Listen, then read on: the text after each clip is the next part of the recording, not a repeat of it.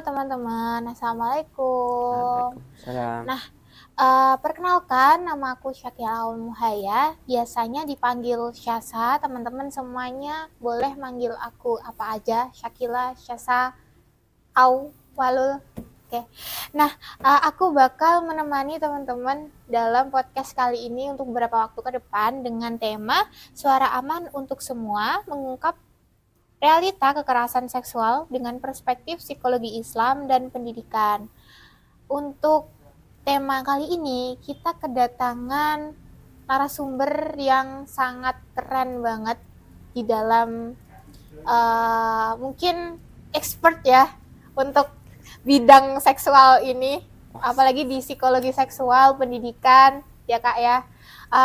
Oke, perkenalkan dengan Kak Agil. Halo, Halo. halo semua. Assalamualaikum. Perkenalkan, nama saya Muhammad Gifari Catur Mubarok. Teman-teman bisa panggil saya Agil, Gifari juga bisa. Salam kenal semuanya.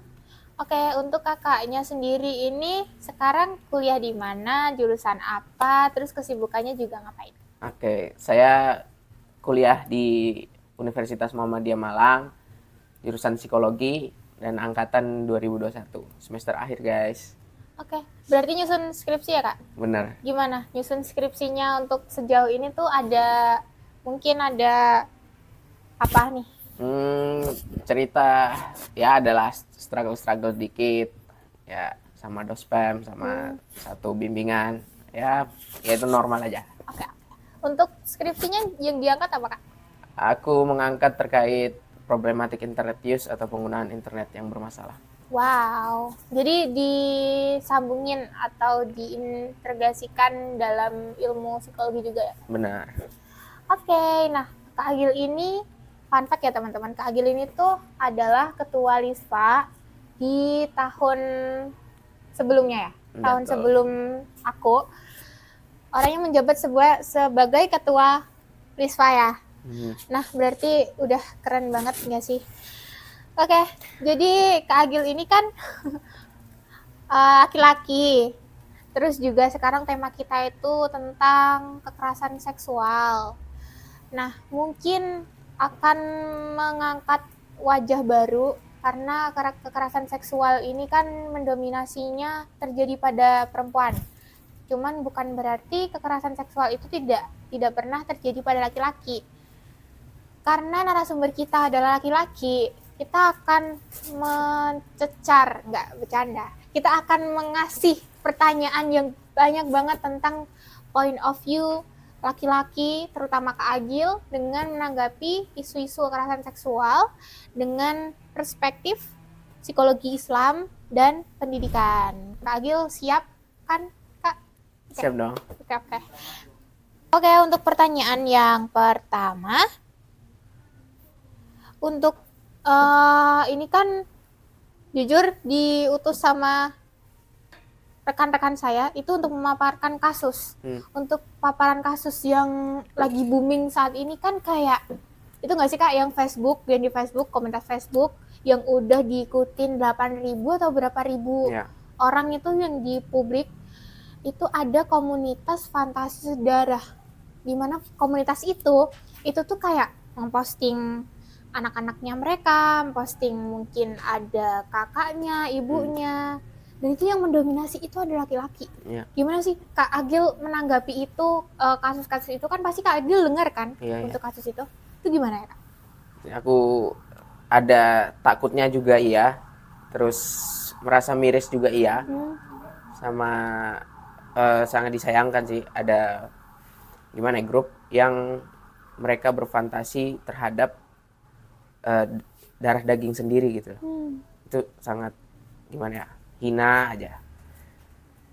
Kok ada ya orang berpikiran seperti itu, kayak laki-laki berpikiran seperti itu, dan pelakunya udah ditangkap, cuman kayaknya yang ditangkap cuma beberapa orang aja, 5, padahal di situ banyak banget ribuan orang.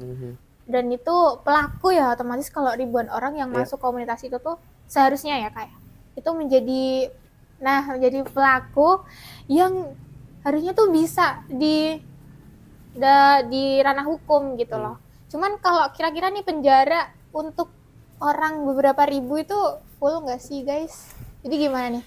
komen di bawah. Nah, untuk pertanyaan yang selanjutnya itu menurut Kak Agil, definisi kekerasan seksual itu seperti apa sih, Kak? Jadi kekerasan seksual itu, teman-teman, Sasha, bahwa diartikan sebagai tindakan pendekatan seksual itu yang tidak dapat persetujuan, juga diinginkan dari pihak orang lain seperti itu. Oke. Untuk biasanya yang terjadi tuh di mana, Kak? Atau Kak Agil pernah nggak sih menemui kasus-kasus pelecehan gitu, seksual, kekerasan? Iya, kekerasan seksual ini terjadi banyak di banyak institusi. Jadi mulai dari pendidikan pun ada, terus dalam keluarga juga ada, terus itu yang paling banyak terdapat kasus di ranah pendidikan seperti itu. Oke. Untuk kasus yang lagi booming nih, Kak, ini apa ya, Kak? Atau Kak Agil mengikuti nggak sih biasanya yang kiai-kiai itu, Kak? Iya, saya sempat ngikut juga, banyak beredar tuh isu-isu atau kasus tuh di media sosial yang mengatakan ayah mohon maaf menghamili anak kandungnya, terus para wali atau para ulama itu melecehkan para santrinya, kan? Terus dosen juga melecehkan para mahasiswinya seperti itu. Dan yang baru-baru juga itu perihal itu kerusuhan 98 waktu itu terjadi banyak kasus kekerasan seksual, tidak hanya seksual aja tapi fisik segala macam. Cuman untuk tanggapan pemerintah sendiri itu gimana, Kak? Kasus itu masih pro dan kontra juga. Tanggapan dari pemerintah sendiri mengatakan itu tidak ada terjadi kasus seperti itu. Sedangkan jejak digitalnya sendiri mengatakan pada saat pemerintahan Habibie sudah mengatakan merasa bersalah atas kejadian tersebut, peristiwa tersebut. Jadi memang pemerintah Indonesia juga kurang support akan korban-korban kekerasan seksual, padahal bukti-bukti dan data-datanya itu udah ada gitu loh. Dan mirisnya banget pemerintah yang harusnya menjadi wakil rakyat itu tidak membenarkan adanya kekerasan seksual itu ya, Kak ya. Padahal udah divalidasi juga sama Presiden Habibie juga pada waktu itu. Oke, untuk selanjutnya untuk bentuk-bentuk kekerasan seksual yang baik verbal maupun digital terus maupun fisik, itu yang Kak Agil amati sejauh ini tuh dari mana aja, Kak? Yang dari banyak lingkup di pendidikan itu tadi. Jadi ada beberapa faktor yang mempengaruhi terjadinya kekerasan seksual. Ada internal juga eksternal. Jadi internalnya itu biologis. Sebagaimana kita tahu, kita itu manusia diciptakan dengan hasrat atau nafsu ya. Itu biologis.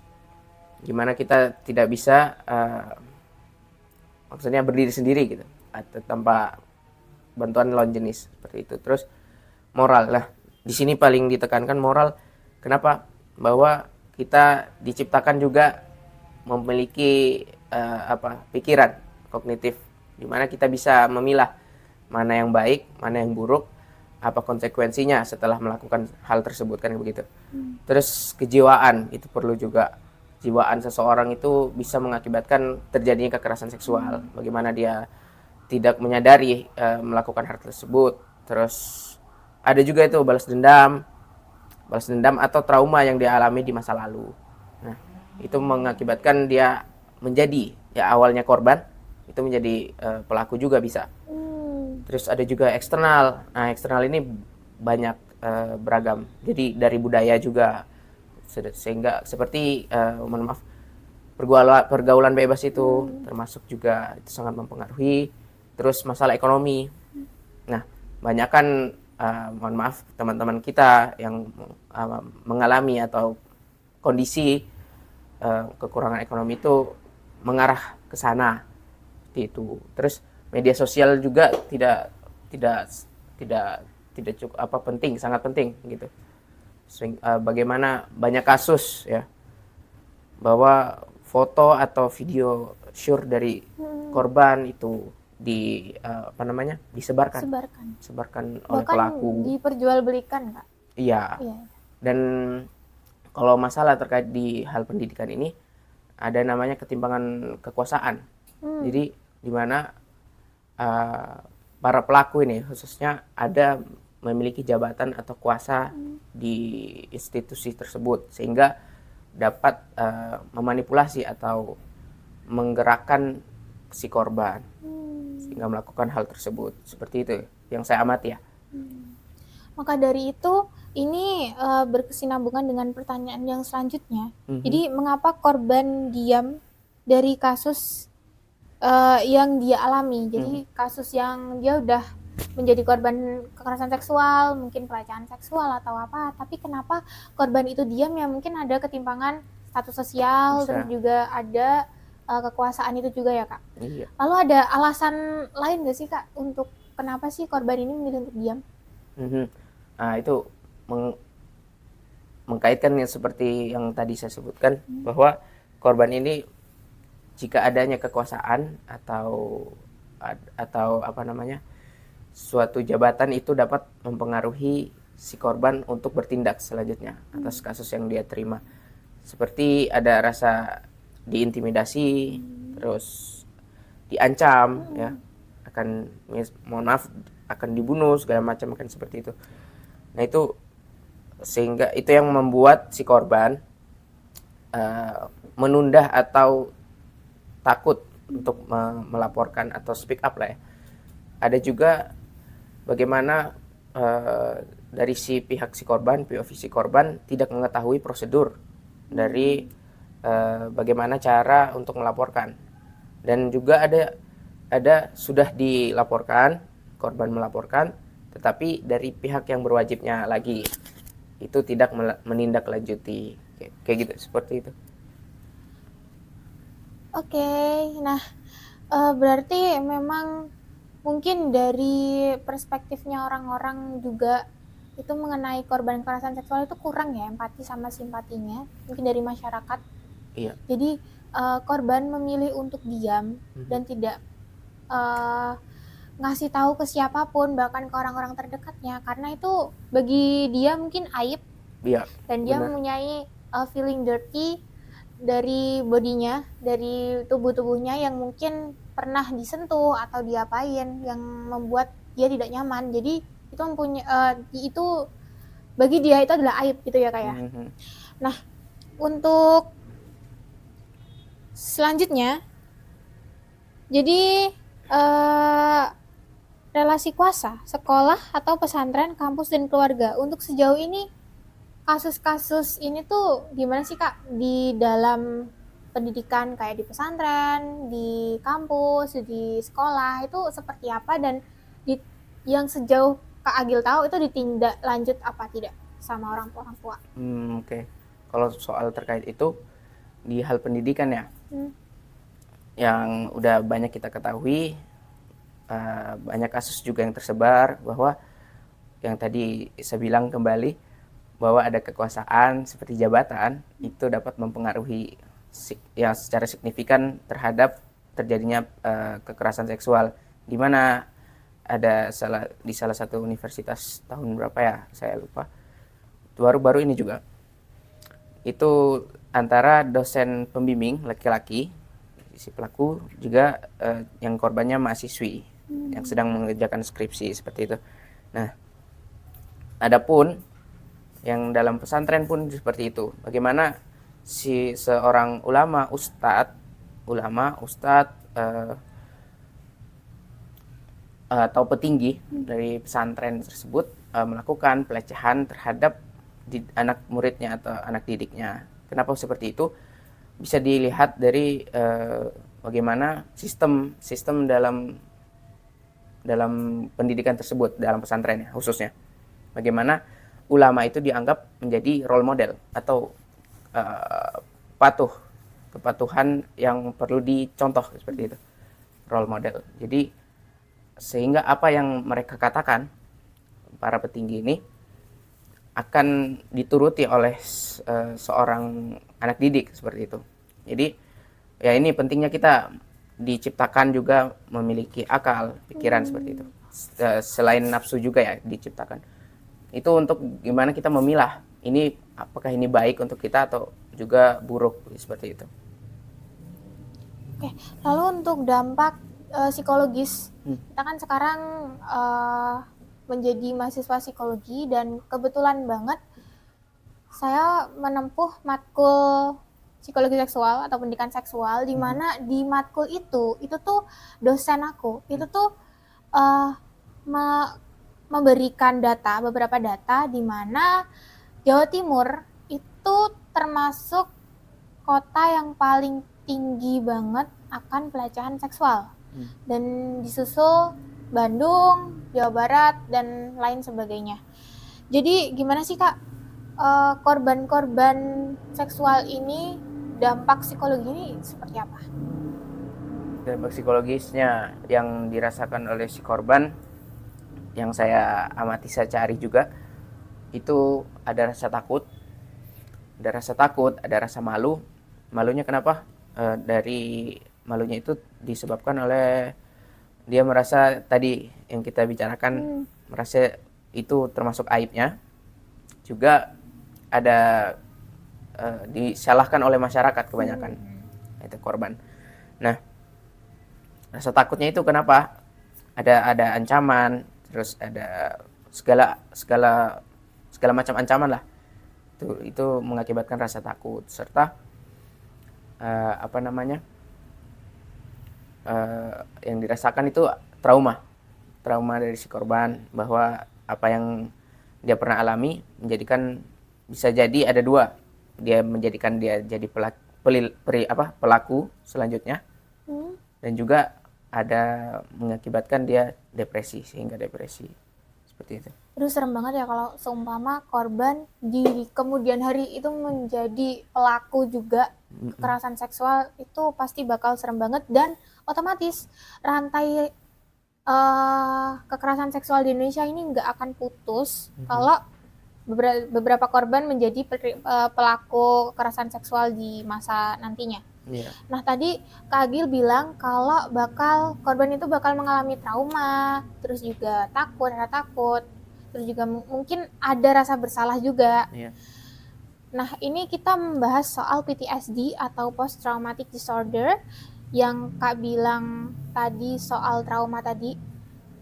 Gimana sih menghilangkan trauma dalam untuk korban kekerasan seksual? Karena kan kekerasan seksual kan pasti berat banget ya untuk korban. Apalagi menderita PTSD atau Post Traumatic Disorder, itu bagaimana ya Kak? Atau konseling aja itu udah cukup, atau mungkin ada beberapa terapi atau bagaimana? Ya, terkait PTSD, sependek pengetahuan saya dan pengalaman, mereka itu pastinya butuh yang namanya expert atau profesional di bidangnya, seperti psikolog. Nah, bukan cuma itu, bisa juga dengan memikirkan bahwa hal ini sudah terjadi, maksud dalam pengertian bisa berdamai dengan hal itu. Terus ya itu tadi, psikolog tugasnya mendampingi ya, memberi perlindungan, terus mengarahkan si korban ke arah yang lebih baik lah. Itu sih. Ngomong-ngomong soal PTSD dan kecemasan, itu juga ada dampak rasa bersalah, dan korban itu malu untuk mengungkapkan atau untuk malu atau merasa bersalah gitu atas dirinya sendiri. Itu karena apa sebenarnya kalau dari point of view-nya Kak Agil sendiri? Kalau gimana ya, korban tuh merasa bersalah ya atas apa yang dilakukan.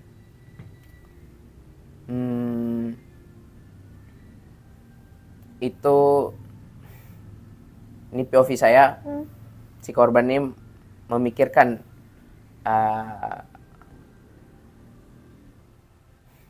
memikirkan sebelum sesudah tindakan yang telah dia lakukan. Jadi dia tidak mitigasi terhadap perilaku yang dilakukan itu seperti apa berdampak kepada siapa gitu, apakah dapat merugikan orang lain seperti itu sih menurut POV-nya. Mungkin karena aku perempuan dan aku menjaga seluruh tubuh aku, dan sekalinya seumpama nanti di naudzubillah gitu ya Kak, ada seorang yang menyentuh atau melecehkan, pasti aku merasa bersalah. Karena apa? Karena aku sudah menjaga tubuh aku dengan sebaik-baiknya gitu. Dan ada seorang yang tanpa hak apapun, tanpa ada ikatan apapun, itu menyentuh gitu. Jadi kayak rasa bersalah gitu atas body gitu. Nah, untuk reaksi umum korban setelah mendapatkan pelecehan seksual itu biasanya apa sih Kak? Yang langsung otomatis ya. Mungkin di mana ya, kalau seumpama korban itu lagi berjalan di jalan raya, terus tiba-tiba dia mendapatkan pelecehan seksual, karena sekarang itu ada begal teman-teman, begal payudara gitu loh. Jadi itu gimana? Menurut Kak Agil tuh biasanya korban itu mengalami apa? Freeze kah atau gimana? Iya. Dari korban setelah terjadi perilaku tersebut, yaitu reaksi pertamanya pasti ada juga freeze, ya kan? Terus setelah dia nggak bisa lakukan apa-apa nih, nah itu bisa langsung terjadilah sebuah perilaku itu, dan pastinya reaksinya shock, kaget ya. Kaget juga. Gitu sih. Karena korban ini mungkin tidak beberapa orang itu berani untuk speak up ya. Tapi di TikTok atau di Reels Instagram itu tuh biasanya ada yang nge-freeze juga ada. Cuman ada sekaligus dia tuh langsung maki-maki dan mengejar korban itu Kak. Jadi di video gitu ada pelaku kekerasan seksual yang membuka, mohon maaf, alat kelaminnya di depan umum, dan juga kayak apa sih guys istilahnya, kalau bahasa Indonesianya tuh bahasa Jawanya tuh mengejek mengejek ya, kayak mengejek gitu. Nah emang ada memang ada ya beberapa orang yang mempunyai kelainan seperti itu, terutama laki-laki biasanya. Nah itu tuh korban sampai ngejar, sampai ngevideoin gitu, dan alhamdulillahnya sudah tertangkap. Itu kejadiannya di Malang baru-baru ini teman-teman bisa banget searching dimanapun, di TikTok, di Instagram.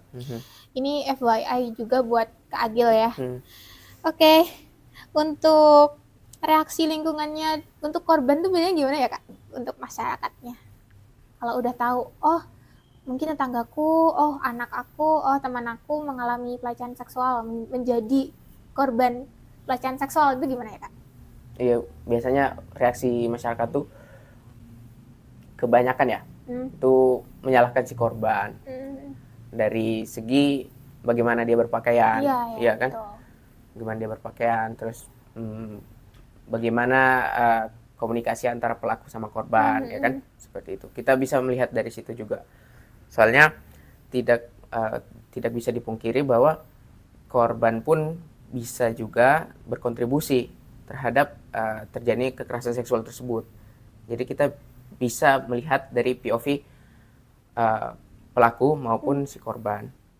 Jadi tapi kebanyakan masyarakat itu lebih menyalahkan si korban, atau apa istilahnya itu, eh, apa namanya, blaming ya, Iya, benar.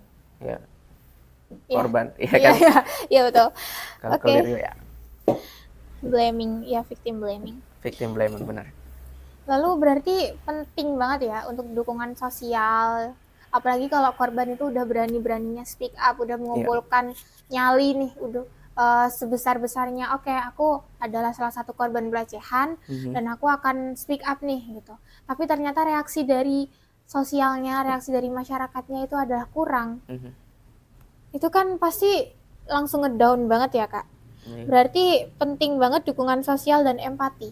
Oke, benar. menurut Kak Agil sendiri, empati dan dukungan sosial yang diberikan pemerintah untuk apa ya, kayak melindungi korban-korban kekerasan seksual itu udah maksimal apa belum?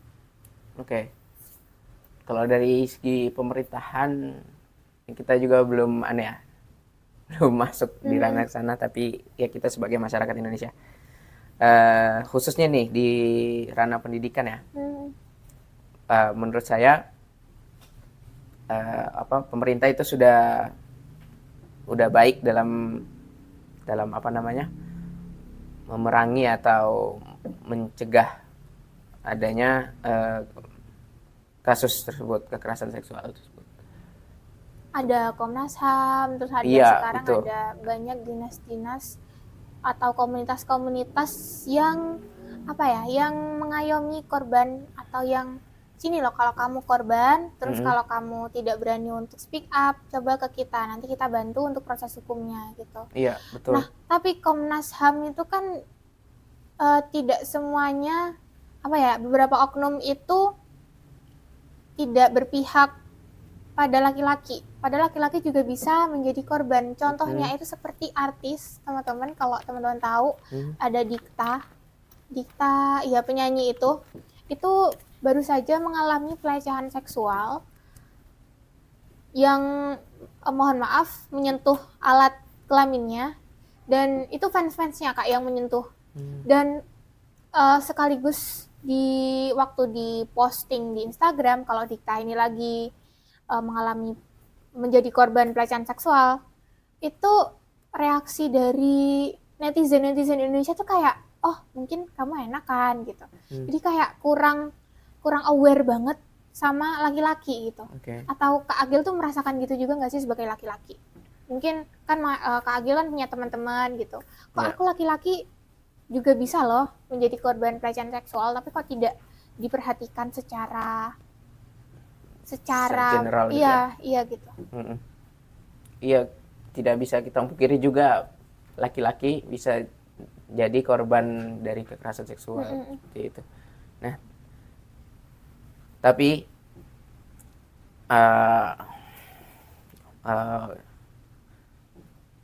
gimana ya? Ini banyak kurang kali ya, kurang atau saya belum searching lagi terkait korban yang berjenis kelamin laki-laki seperti itu. Nah, itu gimana ya tanggapannya? Jadi sebaiknya pemerintahan kita melalui satgas-satgas ini itu bisa aja atau memiliki wewenang untuk memberikan perlindungan atau pendampingan bahwa si korban tidak terbatas sama jenis kelamin. Itu aja sih. Oke. Nah, kita lanjut di segmen berikutnya. Itu mengenai bentar. Pandangan Islam atau perspektif Islam terhadap kekerasan seksual. Nah, apa pandangan Islam terhadap kehormatan dan keselamatan diri terutama dalam kasus kekerasan seksual? Menurut Kak Agil? Ya, kalau dari pandangan Islam ya, yang kita ketahui pasti pertama-tama sebelum kejadian atau peristiwa itu terjadi, kita sudah diingatkan bahwa jangan mendekati zina, ya kan? Situ itu sebelum melakukan kekerasan, sebelum terjadinya peristiwa tersebut. Nah, tapi Allah sudah ini dalam Al-Qur'an, saya kutip juga, koreksi kalau saya salah, dari di Al-Imran ayat 14 itu, jadi dibilang dijadikan indah pandangan manusia itu terhadap apa yang diinginkannya. Jadi seperti wanita, anak-anak, harta itu berupa banyak, ada ladang, kuda yang bagus seperti itu.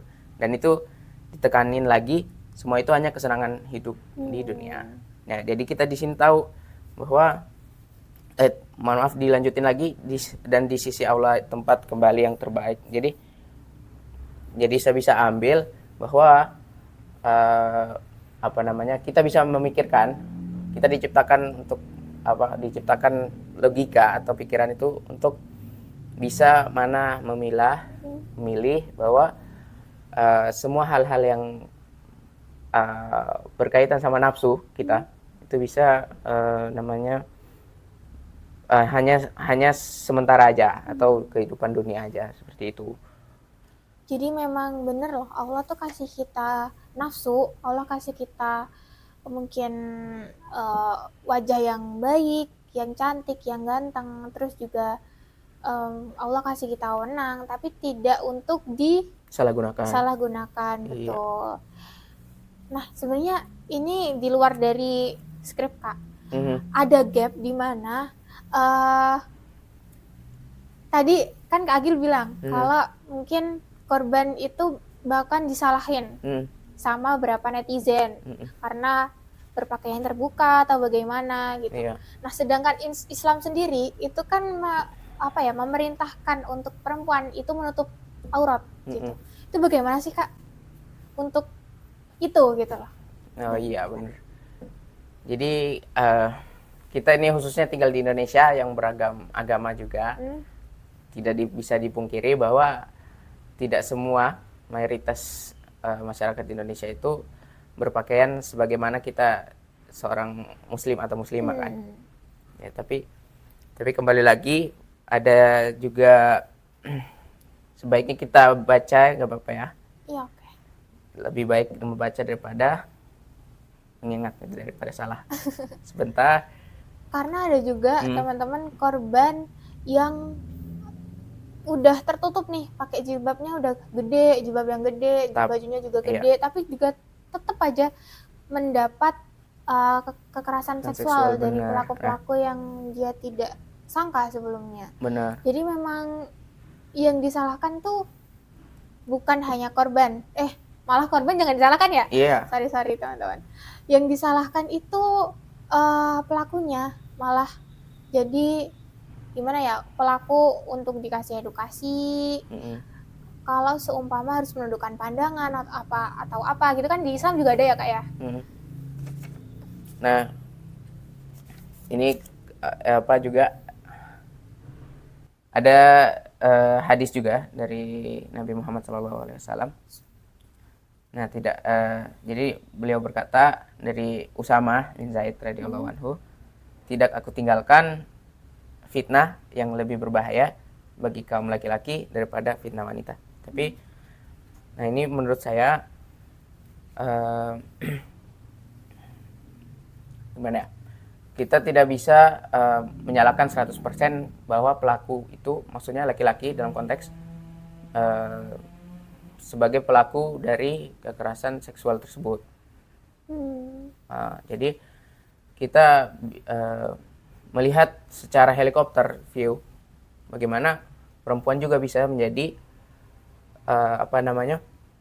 menjadi berkontribusi lah, bukan pelaku ya, berkontribusi agar terjadinya kekerasan seksual tersebut.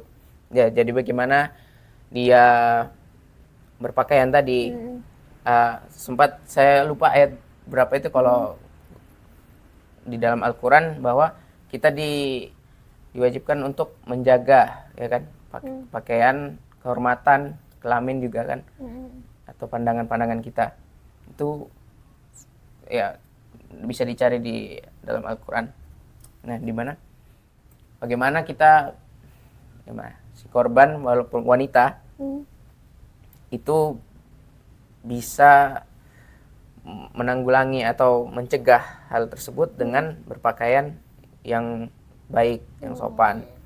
Ya, kalau misal sudah terjadi walaupun kita sudah si korban sudah berpakaian dengan rapi dan kembali lagi bahwa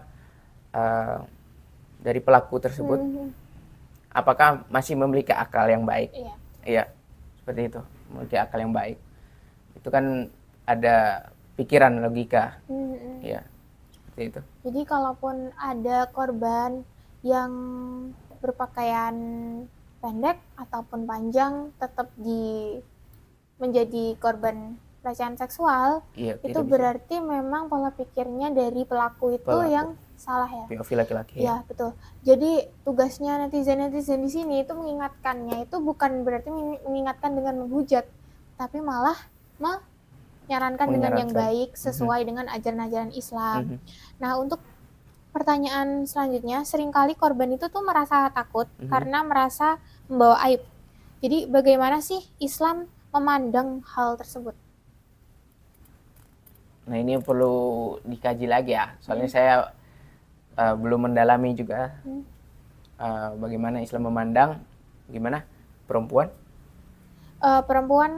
Islam memandang perempuan yang yang beranggapan bahwa ketika dia menjadi korban pelecehan seksual itu dia membawa aib gitu. Jadi saya ada juga cari-cari juga tadi, tapi ini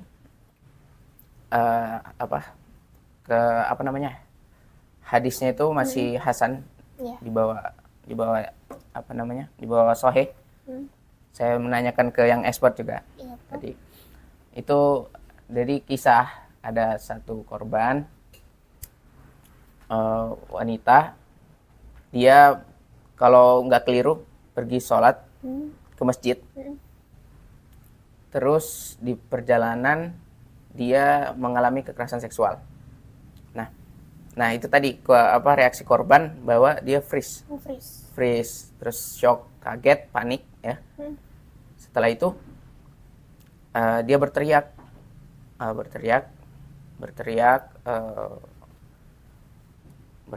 terus didengarlah oleh kaum muhajirin ya, kalau nggak clear. Nah, terus dia memberitahu kepada jadi Rasulullah juga mendengarkan dan dibawalah ke Rasulullah dari kaum muhajirin, membawa perempuan itu ke Rasulullah. Terus Rasulullah menanggapinya gimana? Tidak langsung mengejat si perempuan, tidak juga langsung menuduh atau menuduh bahwa pelakunya si ini. Tetapi beliau bilang, tapi sebelum itu, mohon maaf, perempuannya itu menuduh seseorang bahwa dia pelakunya. Nah, ternyata setelah ditelusuri bahwa di perjalanan itu ada satu orang yang mengakui bahwa dia pelaku sesungguhnya, seperti itu kan. Nah, apa yang dilakukan Rasulullah mengatakan bahwa si perempuan, pergilah, kamu sudah dimaafkan ya. Kalau nggak keliru ya, mohon kamu dimaafkan, dimaafkan oleh Allah. Terus gimana? Terus ini terdakwa, belum pelaku. Oh, terdakwa. Terdakwanya dibilang sudah diampuni dosa kamu. Jadi pergilah dan gimana? Yang pelaku aslinya ini tuh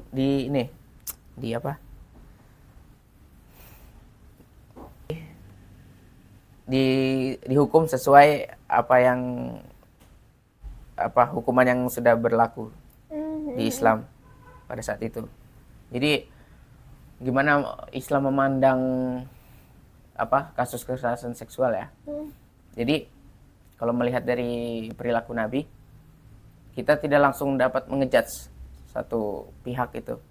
Kita bisa melihat tadi yang kita bilang helikopter view. Bagaimana melihat dari berbagai sisi, dari pelaku juga bisa, dari korban juga bisa, atau dari lingkungan masyarakat yang saksi-saksi ya, seperti itu bilang. Jadi tidak langsung mengejudge dan memperlakukan korban itu secara baik, tidak memberi rasa takut, marah, disuruh pergi kan, kamu sudah dimaafkan, berarti tidak langsung ngejudge bahwa si korban ini termasuk orang yang hina, tidak seperti itu. Itu ya saya. Nah, apa sih peran yang dilakukan oleh komunitas muslim atau tokoh agama dalam upaya pendampingan korban kekerasan seksual menurut Kak Adil? Pendampingan ya, ini juga belum banyak saya cari atau saya dapatkan pengalamannya, tapi sebaiknya ya kita sebagai seorang muslim, saudara sesama muslim, sebaiknya kita tetap mendukung si korban apapun bagaimanapun caranya, terus mengingatkan si korban kepada hal-hal yang baik. Gimana kalau tokoh muslim ya, tokoh muslim tuh sebaiknya kita terus tokoh-tokoh muslim itu menurut saya membuat sebuah acara atau kajian rutin lah untuk terkait kekerasan seksual, supaya agar mengedukasi kepada masyarakat umum bahwa kekerasan seksual ini sangat marak lah ya di masyarakat, seperti itu. Nah, jadi yang bisa dilakukan tokoh-tokoh muslim atau komunitas-komunitas muslim itu adalah mendukung korban pelecehan seksual tadi untuk kembali hidup, untuk kembali melanjutkan hidupnya sebagai manusia yang normal walaupun pernah mengalami pelecehan seksual tersebut. Iya. Nah, tadi kan kita sudah ada dalam perspektif Islam. Sekarang kita geser pada segmen peran pendidikan dan pencegahan kekerasan. Ya, peran pendidikan dan pencegahan kekerasan seksual.